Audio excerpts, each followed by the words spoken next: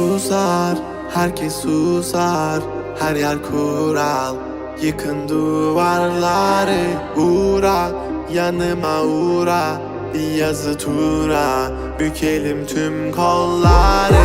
Koy koy yeni bir kat, onu da geçeyim iyi bir fark. Zoruna gidenin dili kurak, kapalı kapıya çeneni tak. Boş ver geri topla, verdiğin değerin dili olsa. Kalbimi vurmuş gidiyorsan, acı diliyorsan ve de biliyorsan. Kızgın güllerin üstüne düşmüş dolunayım ben.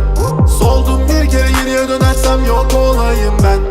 Koştum bir firara, beni ölmezsem yine ara. Kara kış gibiyim sobalara, bizi doldursun odalara. Kızgın güllerin üstüne düşmüş dolunayım ben.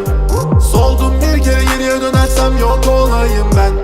Koştum bir firara, beni ölmezsem yine ara. Kara kış gibiyim sobalara, bizi doldursun odalara.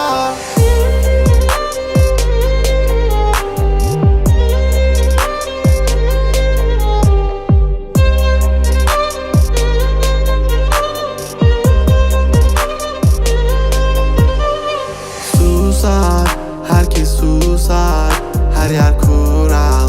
Yıkın duvarları, uğra, yanıma uğra. Bir yazı tura, bükelim tüm kolları. Normale döneceğim, hayatım versin istediğimi. Zorlama düşerim, şeytan duymasın dinlediğimi. Koy baba gitsin fırlavan, zorlama kadere trip atma. Trip atma, trip atma.